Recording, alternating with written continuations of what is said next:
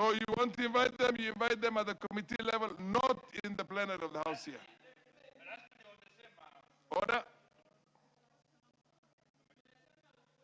You've already. You're not supposed to be giving speeches here. Okay, give him half a minute. But at least now, honorable members, you have now seen that this violence is not good for the country. In 2019, honorable Speaker, I lost my red royal kofia in a violence, and some members who are in this house celebrated. Now you know that 2019 it was me, but today it can be somebody else. Even I reported. Mogaka.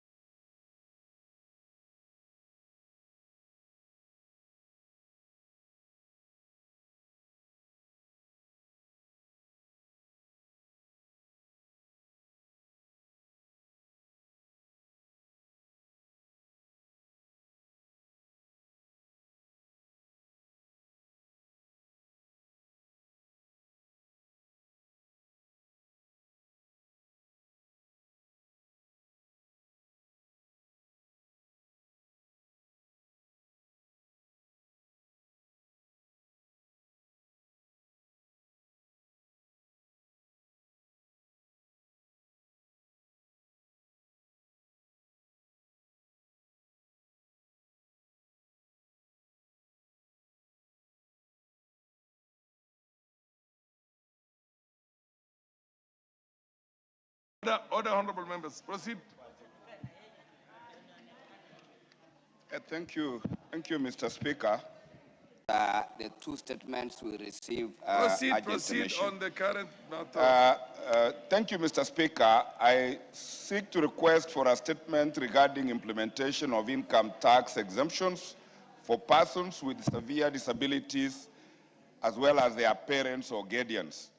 Honorable Speaker, pursuant to the provisions of Standing Order number 44-2C, I wish to request for a statement from the chairperson of the Departmental Committee on Finance and National Planning regarding implementation of income tax exemptions for persons with disabilities, and in particular, parents and guardians caring for persons certified with severe disabilities and incapable of catering for their basic needs.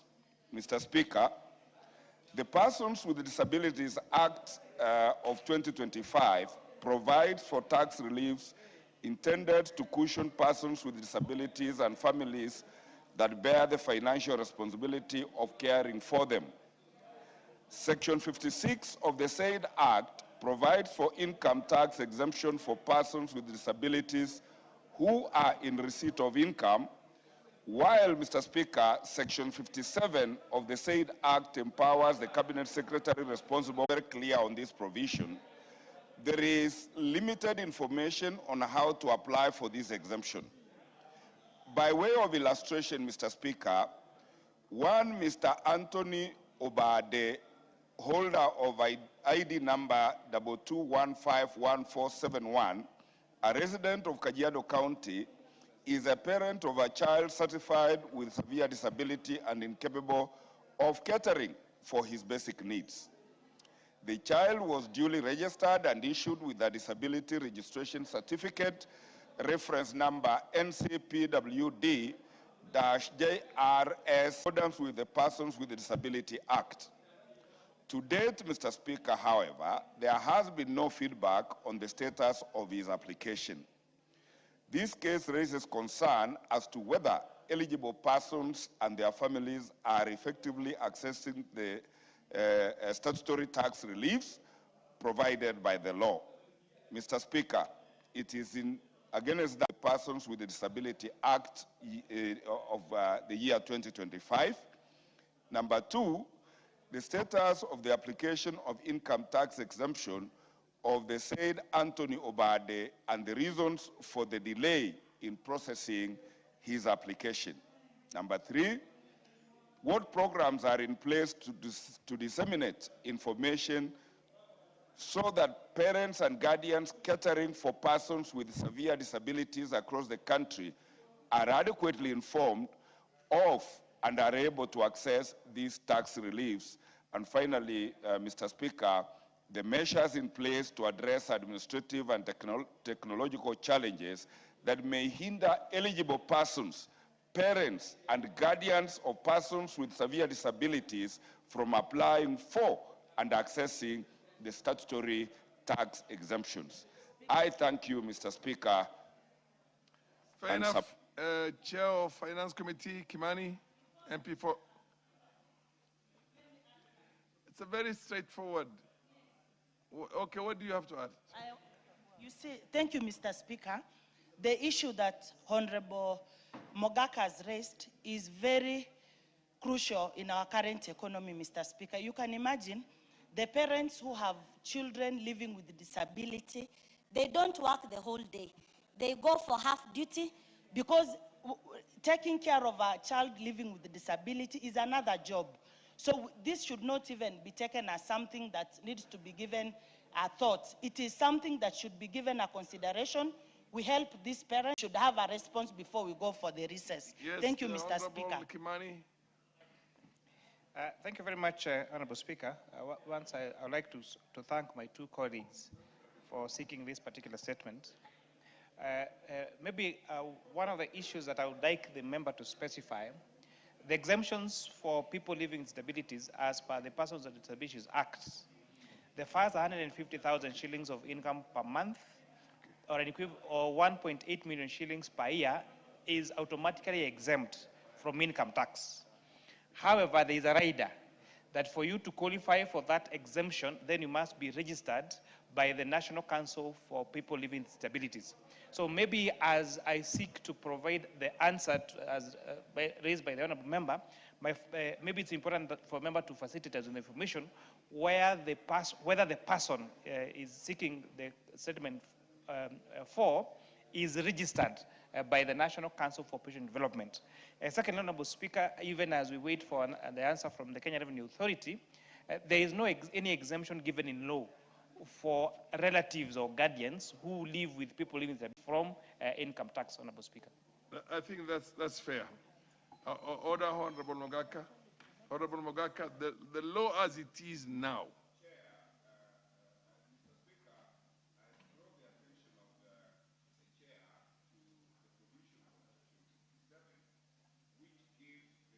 Yes, discretion application by a caregiver of a person with disability to grant that exemption. And that is the law that I'm seeking, that this committee makes the CS grant the parents of these people their entitlement. That discretion needs to be exercised judiciously. Thank you. Yeah, the person is registered. I draw the attention of the chair to paragraph 3, where... Honourable Speaker, now that the honourable member has provided clarity on what is being sought and the details, I think this is a fairly straightforward statement. I should be able to provide it by Thursday next week. Okay. So I have this information before we go on recess. It's so directed. The next one is the Honourable Walter Owino, MP for Awendo, on the impending auction of land belonging to South Nyanza Sugar Company Limited. Proceed. You're seeking a statement, yeah. Give him the mic. Thank you, Mr. Speaker. This is a request for a statement regarding the impending auction of land belonging to South Nyanza Sugar Company, Sony. Honorable Speaker, pursuant to the provisions of Standing Order 44-2C, I rise to request for a statement from the chairperson of the Departmental Committee on Finance and National Planning regarding the impending auction of land belonging to the South Nyanza Sugar Company Limited. Honorable Speaker, the South Nyanza Sugar Company Limited maintained banking services at the Cooperative Bank of Kenya since the year 2012. At various times prior to the transitioning to the leasing arrangements, the company secured a 5-year loan facility of Kenya shillings 335 million under the Commodities Fund and an overdraft facility of Kenya shillings 300 million. At the time of transitioning to the leasing arrangement, the outstanding loan had accrued. Order, honorable members, order. Order. Can I repeat? There is a small caucus of Northeastern MPs there who are in very loud, do it in very low tones. Of land belonging to the South Nyanza Sugar Company, Sony. Honorable Speaker, the South Nyanza Sugar Company maintained 328,980. The impending auction of the company land raises concerns regarding the protection of public assets under the subsisting lease arrangement. Honorable Speaker, it is against this background that I request for a statement from the chairperson of the Departmental Committee on Finance and National Planning on the following. 1, the status of outstanding loan owed by the former South Nyanza Sugar Company Limited to the Cooperative Bank of Kenya. 2, the measures being taken by the government to settle or restructure the outstanding liability and prevent the disposal of LR number 16339 in Sariawendo. 3, measures being taken to safeguard the assets of the former South Nyanza Sugar Company Limited from disposal arising from historical liabilities, and the long-term measures being put in place to resolve legacy debt and other liabilities of state-owned sugar companies under leasing programs. I thank you, Honorable Speaker. What's your point of order? Yeah. Thank you, Mr. Speaker. Just on that issue, I just wanted to find out whether the member has spoken to Honorable Nyamita, because I was listening to Honorable Nyamita yesterday on TV, and he said the exact opposite.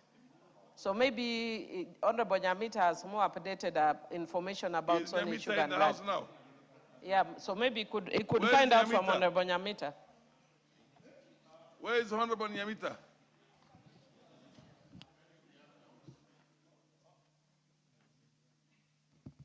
Yes. Honorable Speaker, I represent Awendo constituency, and Honorable Nyamita represents Uriri, which is neighboring Awendo. So I speak on behalf of Awendo. Okay. Okay. Thank you. Fair enough. The Honorable Kimani, give an undertaking on when you will have the comprehensive statement on that. So, Honorable Speaker, I want to thank the Honorable Walter Owino for seeking this statement. Honorable Speaker, as you may recall, this is one of the institutions that the Committee on Finance and National Planning and that of Agriculture process a statutory paper, I think, carry out this process effectively. Honorable Kimani, the company's land is charged by a bank. The bank wants to realize the money it lended to the organization. And he says that efforts by the bank itself to recover its own money will be done not too much in the distance. Now, unless you are able to give a firm undertaking that you'll have to do something either, but then to say that when we go out there, which is, you know, it might become ex post facto.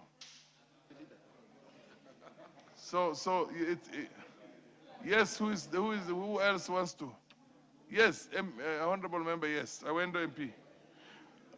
I appreciate the response, Mr. Speaker. However, the notice has been given by Cooperative Bank, a 40-day notice has been given by Cooperative Bank that they are supposed to be auctioning the parcel within 40 days, and that is from 14th of July, 2026, Mr. Speaker. So waiting for another 1 month may not work. We may come back from recess after these people have already auctioned the parcel. Thank you. Yes. Order, honorable members. Order. Baraza and the company. MP Abdisirat Khalif. I don't know what campaign you're on, but you seem to be making one small caucus after the other. The Honorable Kimani. This is a commercial transaction. The bank itself has got to recover its own money. It's a loan. Now, if you really want to do something about it, you have to give an undertaking such that you make the right, what do you call,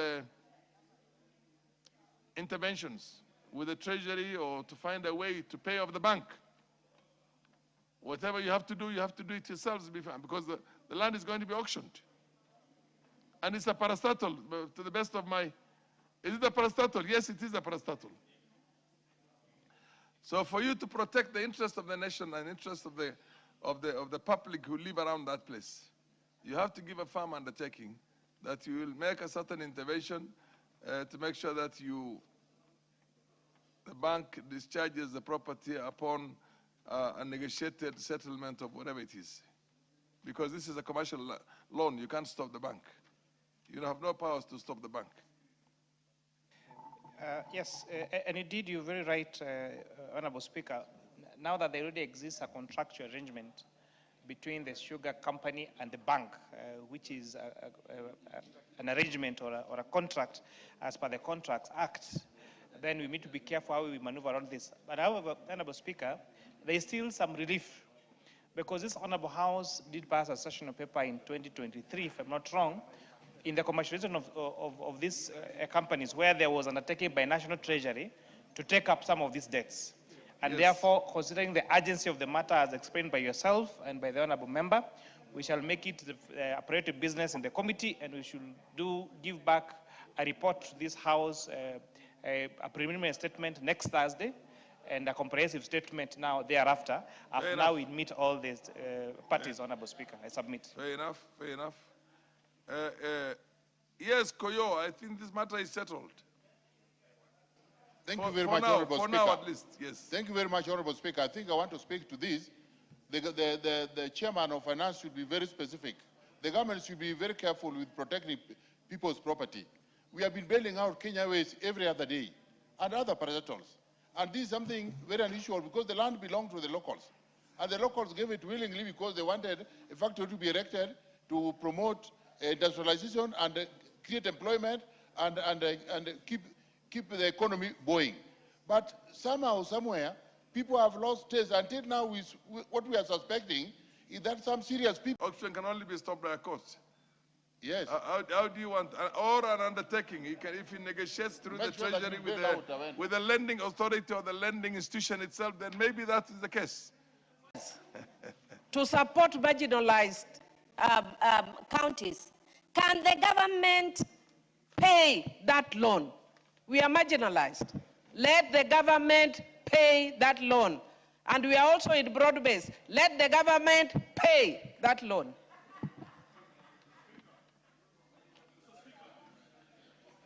Omboko. Wamboka.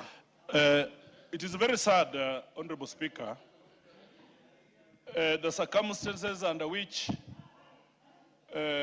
corporations belonging to the government are being, the route they're exchanging hands from government to individuals, Honorable Speaker.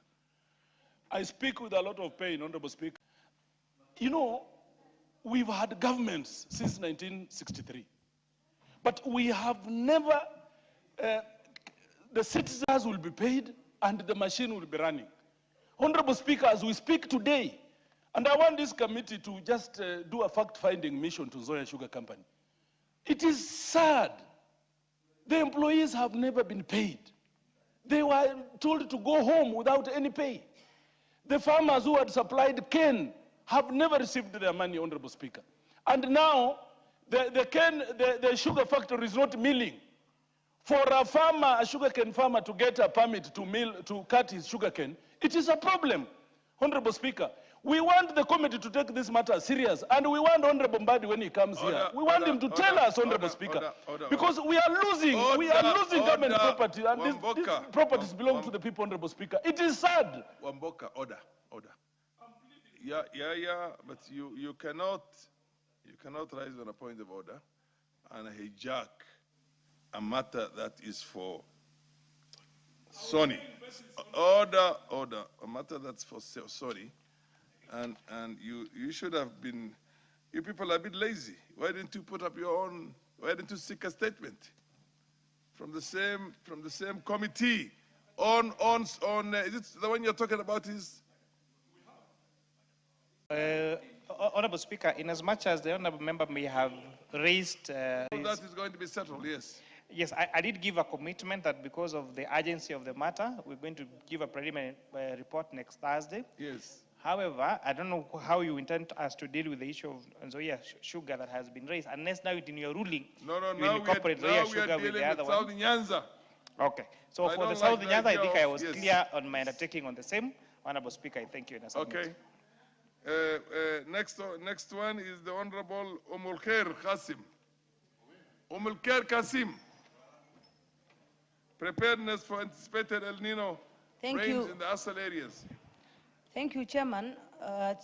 Thank you, Honorable Speaker. Honorable Speaker, pursuant to the provisions of Standing Order 442C, I rise to request a statement from the Chairperson of the Departmental Committee on Regional Development regarding the preparedness, contingency planning, and response mechanisms in place for the anticipated El Nino rains and associated flooding risk across the arid and semi-arid counties, particularly Mandera County. Is the chair for the Committee on Regional Development in the House?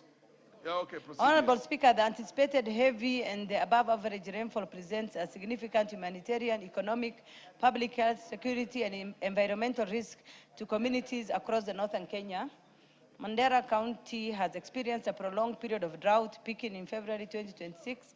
The drought, driven by consecutive failed rainy seasons, has severely weakened household resilience, depleted livestock, and undermined food and water security. The onset of intense rainfall following such prolonged drought could consequently result in loss of lives and livelihoods, displacement of communities, destruction of infrastructure, flooding, and outbreaks of waterborne and other communicable diseases. The risk of flooding in Mandera County is further heightened by its geographical and ecological characteristics. Heavy rainfall in the Ethiopian highlands and other upstream areas has the potential to cause a rapid rise in water levels in the Dawa River, thereby exposing communities along the river and other flood-prone areas to the risk of riverine flooding. Honorable Speaker, it's against this background that I request a statement from the Chairperson of the Departmental Committee on Regional Development on the medical response, particularly to prevent and manage waterborne and other communicable diseases that may arise from flooding. 3, measures put in place to protect learners and teachers in flood-prone areas and ensure that the continuity of learning in the event of displacement and destruction of school infrastructure or other restricted access to school. I thank you, Honorable Speaker. As far as the meteorological report is concerned, when is, yes? According to the Focus, Kenya the Met. focus. Yes. Niño is set to begin the first We week have of an ASAL, September. what do you call, authority in the country, yes. So, Honorable Speaker, as you direct, I may give a preliminary report or response to this statement next week on Thursday. Next week on Thursday, it's so Before we directed. yes. I want to recognize the presence in the public gallery of students from Koimiret Secondary School in Chapalungu, Bomet, and Ihumbu Primary School, Maragwa, Muranga. The Honorable Kitur, would you want to give a word of encouragement to the students from these two schools? Thank you very much, Honorable Speaker, for giving me the opportunity to welcome all the students from the two schools who've made to be here. I welcome all of you to the House of Records. Take your time to learn, and this is where the laws are made. And as you will be having the deliberations, this can also encourage most of you. It's a great opportunity for you to be here. Now you can go ahead and seek your statement. Honorable Speaker, pursuant to the provisions of Standing Order 44, 2C, I wish to request for a statement from the Chairperson of the Departmental Committee on Administration and Internal Security regarding the forceful eviction of squatters in Nandi Hills constituency. Is there a member from that committee in the House now? I don't see the chair. The Committee on Administration and Internal Security. And Internal Security. Who? I'm afraid you would, because there's nobody. There is a chairperson here who can take the commitment for the same. Naomi Wako. I thought I saw Naomi Wako, the deputy whip, here. Anybody from the leadership of the House? Minority whip. You should be able to make an undertaking on behalf. After all, it's a broad-based government. Okay, proceed now. Listen to what he has to say. So allow me, Honorable Speaker, to start it afresh so that she can really be able to get it right. Honorable Speaker, pursuant to the provisions of Standing Order 44-2C, I wish to request for a statement from the chairperson of the Departmental Committee on Administration and Internal Security regarding the forceful eviction of squatters in Nandi Hills constituency. Honorable Speaker, on Tuesday, 11th August 2026, Kimasa's cooperative squatters were forcefully evicted from Sitoi Farm, leaving their homes demolished, property destroyed, and their families left without shelter. The exercise was allegedly supervised by police officers from Nandi Hills Police Station in the presence of the officer commanding Police Division, OCPD, and the officer commanding station, that is the OCS. The affected squatters have been engaged in a long-standing land dispute with Eastern Produce Kenya Limited, which is reportedly the subject of an ongoing court proceedings. It is concerning that no valid court orders were presented to the squatters authorizing the evictions and demolitions.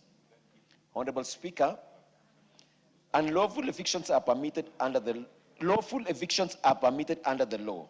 They ought to be undertaken in accordance with the due process. The destruction of homes and property in Sitoi Farm without proper legal authority therefore constitutes a serious violation of the affected person's constitutional rights to dignity, adequate housing, and access to justice. Honorable Speaker, it is against this background that I request for a statement from the chairperson of the Departmental Committee on Administration and Internal Security on the following. Number one, the circumstances under which the eviction at Sitoi Farm was undertaken, including the role of the officers from Nandi Hills Police Station, and an indication on whether excessive force was used leading to the unlawful destruction of property. Number two, the measures taken by the government to ensure that evictions are carried out strictly in accordance with the law, particularly where there are ongoing court proceedings concerning the affected property. And finally, the steps taken to ensure that affected families are protected from further displacements, intimidation, or violations of their rights pending the determination. Statement to the committee, and they'll give a response in 2 weeks, because this matter Two is... weeks is not possible, because in 2 weeks they will Parliament will be on recess. Well, then, Mr. Speaker, the first You week... should give it next week. Okay, because this is really an urgent matter. Yes. Because it has to do with property rights, even health of the people who have been evicted. Yes. And the children and women who are now been forced to be displaced. So when? Next week, Mr. Speaker, on Tuesday. Tuesday? No, realistically, let me put it for Thursday. So I will give the information to the committee chair, so the statement will be given on Thursday. Will be responded to on Thursday. Thank you, Mr. Speaker. Are you happy with that? Yes. Fair enough. It's so directed. Thank you. Next thing is we have the responses. Committee on Transport Infrastructure, is the chair here? You're here. You're supposed to respond to the Honorable Dr. Edwin Mugo. Is he here? Yes. Where is he? Where is Edwin Mugo? If he's not in the house, then it will not be fair for you to give the statement in his absence. Yeah, I can just... You table it? I will table it, but most importantly, when he requests for a statement, it's not for him, but it's for the people from that area. So It's for the people and it's for the House, and common decency dictates that the asker of the question must be in the House. yeah, correct. But For him to raise a few I will more. just- On what? He has already been put in order by the Speaker, by the Chair. Point of order. Point of order is what for? Not somebody when it's that person is already been told to sit down. Order, sit down. Okay. Next one is the MP for.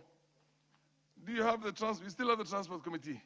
Where is the MP for Turkana? Ekwam. Ekwam is where? Okay, proceed. Proceed now. Baraza, you can proceed and. Thank you. Maintenance and I gladly want to read the statements in response to the statement sought by the Honorable Member for Turkana North constituency. The Honorable Member wanted a report on the reasons for delayed routine maintenance of the Loktong, Kibish, and Lokchogyo-Loktong roads despite the allocation of funds. He also wanted to know the details of the funds allocated for the maintenance of these roads and also plans being put in place to ensure that the necessary maintenance works are carried out in timely manner. And lastly, maintenance activities have been carried out consistently with the exception